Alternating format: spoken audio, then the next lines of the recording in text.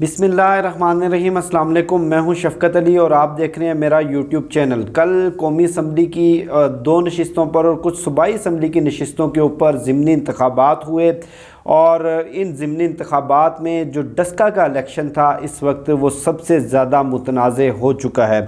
मुस्लिम league नून ने अपनी पुरानी रवायत बरकरार रखी और बड़े एक मुनज़्ज़म तरीके से अपनी हार को देखते हुए अपनी यकीनी शिकस्त उनको जब नज़र आने लगी तो ये पूरा इलेक्शन का प्रोसेस है उन्होंने मुतनाज़ा बनाने की कोशिश की। इसमें कल का जो डस्का का इलेक्शन किस तरह से मुतनाज़ा बनाया गया, किस तरह से किसने क्या किरदार अदा किया, इसके चुनिंदा निकात में आज की इस वीडियो में डिस्कस करूँगा। अब मरियम नवाज़ के किरदार के हवाले से अगर बात कर लें तो मरियम नवाज़ जिस तरह ट्विटर के ऊपर झूठ बोलते हुए नज़र आती हैं, ट्विटर के ऊपर अक्सर फेक न्यूज़ फैलाते हुए नज़र आती हैं, कल बिल्कुल उसी तरह उन्होंने एक पहले ट्वीट की कि मैं कुछ धमाका खैज़ वीडियोज़ कुछ देर के अंदर ट्वीट करने वाली हूँ। अब आपको मालूम है कि मरियम नवाज़ के पास वीडियोज़ का वाफर मकदार में स्टॉक हमेशा से मौजूद होता है। वैसे तो ये बच्चों की नानी है लेकिन इनको ये बात कही जाए तो बड़ी चिढ़ लगती है, लेकिन वीडियोज़ का स्टॉक रखते हुए इनको सारी अखलाकियात और सारे इस तरह के अखलाकी तकाज़े, तहज़ीब, तमद्दुन सब भूल जाती है। जब वीडियो उन्होंने ट्वीट की तो उनकी इस वीडियो को फौरी लफाफा ब्रिगेड और तबका मलामतिया के सरदार हामिद मीर साहब ने रीट्वीट किया और बाद में मालूम हुआ कि जो वीडियो उन्होंने ट्वीट की थी जिसमें वोटों के थैले उठाए एक शख्स को अता तारड़ ने पकड़ रखा है, चोर चोर के नारे लगाए जा रहे हैं। तस्दीक करने पर मालूम हुआ कि वो वोटों के थैले उठाने वाला चोर वो मुस्लिम लीग नून का MPA का अपना उम्मीदवार था। सच सामने आने के बाद मरियम नवाज़ ने ट्वीट को डिलीट कर दिया।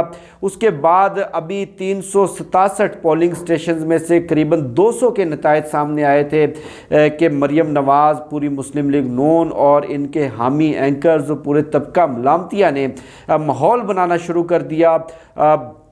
टीवी चैनल्स के ऊपर, सोशल मीडिया के ऊपर दावे करने शुरू कर दिए कि हमने डस्का का इलेक्शन जीत लिया है। अगर 2018 के आम इंतखाबात की बात की जाए तो डस्का इलेक्शन के अंदर पाकिस्तान तहरीक इंसाफ को 50,000 से ज़ायद वोटों से शिकस्त हुई थी, लेकिन अब तक के जो नताइज सामने आए हैं उसमें पाकिस्तान तहरीक इंसाफ के जो मलही साहब हैं वो 1 लाख से ज़ायद वोट लेकर 7,000 वोटों की लीड से आगे हैं। लेकिन चूंकि कुछ पोलिंग स्टेशंस के ऊपर इलेक्शन कमीशन ऑफ पाकिस्तान ने जो नताइज हैं वो रोक लिए हैं, लिहाजा अभी तक इस इलेक्शन के जो हतमी नताइज हैं वो सामने नहीं आ सके।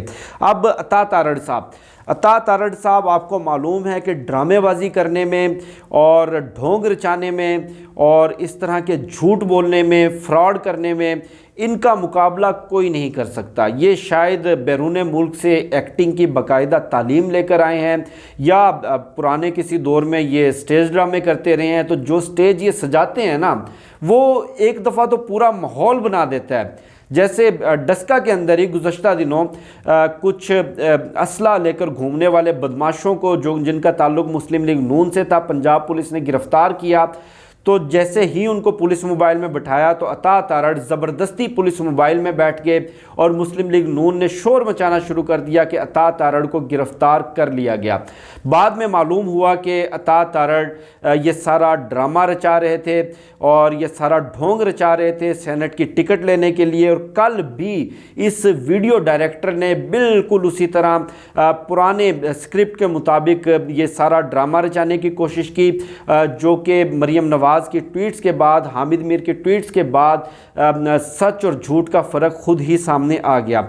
अब जो इलेक्शन कमीशन का किरदार है इस पूरे इलेक्शन के अंदर और ख़ुसूसन डस्का के इलेक्शन में वो इंतहाई मायूस कुन और इंतहाई आप कह लें कि इलेक्शन कमीशन का किरदार जानिबदार भी नज़र आया। बड़े सवालिया निशानात इलेक्शन कमीशन की कारकर्दगी पर, उनकी परफॉर्मेंस पर उठते हैं, क्योंकि सेनेट इलेक्शन आइंदा 10-12 रोज़ के अंदर होने वाले हैं। और सेनेट इलेक्शन से पहले जो एक सदारती रेफरेंस हुकूमत ने सुप्रीम कोर्ट ऑफ पाकिस्तान में भिजवाया था, उस सदारती रेफरेंस की जो अब तक की हेयरिंग हुई है, उसमें भी इलेक्शन कमीशन का किरदार बड़ा मायूस कुन नज़र आया।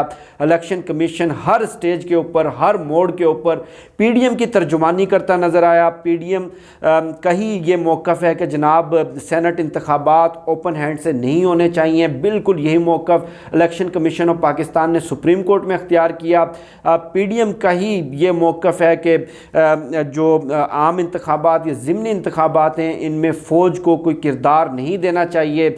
बिल्कुल कल के जो ज़िमनी इंतखाबात हुए, उनमें से किसी हलके के अंदर भी फ़ौज का कोई किरदार किसी तरह से नज़र नहीं आया।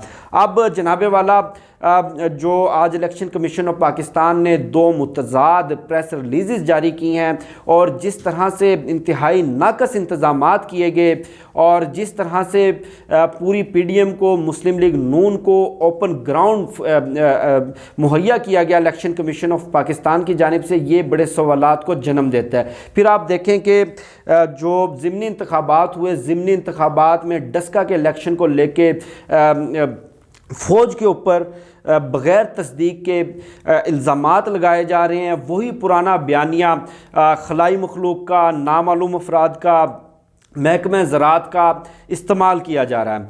ज़िमनी इंतखाबात के अगर नताइज देखें तो कुरम एजेंसी, जो साबका फाटा की एजेंसी है, वो JUI की खाली करदा नशिस्त थी, वहाँ पर पाकिस्तान तहरीक इंसाफ ने कामयाबी हासिल की। वहाँ कोई धांधली का शोर नहीं मचा, वहाँ खलाई मखलूक के किरदार पर किसी ने कोई सवाल नहीं उठाया। नौशेरा के अंदर पाकिस्तान तहरीक इंसाफ का गढ़ है नौशेरा, और परवेज़ खटक का आबाई इलाका है, और खैबर पख्तूनख्वा के अंदर मुसलसल 8 साल से पाकिस्तान तहरीक इंसाफ हुकूमत कर रही है। वहाँ पर पीडीएम का उम्मीदवार जीता, वो बिल्कुल साफ शफाफ इलेक्शन हुआ।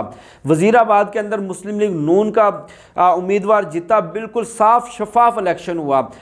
डस्का के अंदर पाकिस्तान तहरीक इंसाफ का उम्मीदवार जीतता है, एकदम इनको खलाई मखलूक नज़र आना शुरू हो जाती है, एकदम से इनको फ़ौज का किरदार नज़र आना शुरू हो जाता है, और एक मखसूस लिबरल्स का तबका, मलामतिया, ये नाम निहाद देसी दानिशवरों का तबका पाकिस्तान के इदारों को मिलान करने की कोशिश करता है, पाकिस्तान के इदारों को इस पूरे मामले में घसीटने की कोशिश करता है।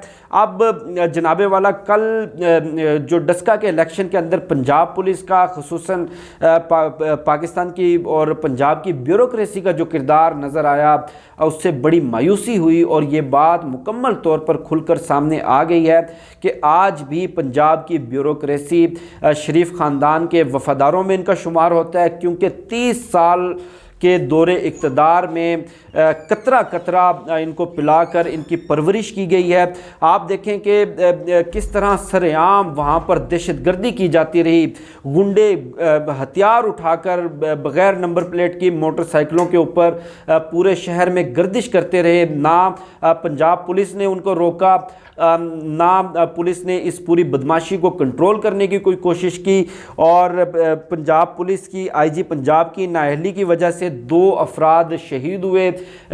कल के वाक़यात में 7 से ज़ायद अफराद शदीद ज़ख्मी हुए। अब उस्मान बुज़दार साहब की भी जो परफॉर्मेंस है, उसके ऊपर सवालात उठाए जा रहे हैं, बड़ी तनकीद की जा रही है कि उस्मान बुज़दार साहब डस्का में क्यों नहीं गए, उन्होंने क्यों नहीं मॉनिटर किया। देखिए, उस्मान बुज़दार साहब की जो शख्सियत, उनका जो काम करने का अंदाज़ है, उसके मुताबिक उस्मान बुज़दार साहब पर्दे के पीछे बैठकर, यानी कि पसे पर्दा रहकर काम करते हैं। वैसे भी इलेक्शन का जो एक डेकोरम होता है, जो इलेक्शन कमीशन ऑफ पाकिस्तान एक कोड ऑफ कंडक्ट जारी करता है, उसमें कोई वज़ीर या कोई वज़ीर आला दौरा नहीं करता। लेकिन बहरहाल उस्मान बुज़दार साहब पंजाब के चीफ मिनिस्टर हैं, उनकी ज़िम्मेदारी बनती है लॉ एंड ऑर्डर के हवाले से, उनकी ज़िम्मेदारी बनती है ब्यूरोक्रेसी के किरदार के हवाले से उन पर तनकीद भी बिल्कुल जायज़ हो रही है और इन तमाम सवालात का जवाब भी उनको देना पड़ेगा। अब ये सारी डिटेल है जिसकी रोशनी में आप खुद फैसला करेंगे किस तरह इस ड्रामेबाज पार्टी ने, किस तरह इस चोरों के टोले ने पूरा एक इलेक्शन का प्रोसेस कितना एक मुनज़्ज़म प्रोपेगेंडे से, एक मुनज़्ज़म कैंपेन से किस तरह से मुतनाज़ा बनाया और पाकिस्तान के जो सिक्योरिटी इदारे हैं, कौमी सलामती के इदारे हैं, उनके ऊपर किस तरह से इन्होंने हमले किए और उनको मिलान करने की कोशिश की। ये थी अहम तफसीलात जो मैंने आपके साथ शेयर की। मुझे शफ़क़त अली को दीजिए इजाज़त। इंशाल्लाह फिर नेक्स्ट वीडियो में मुलाकात होगी। पाकिस्तान जिंदाबाद।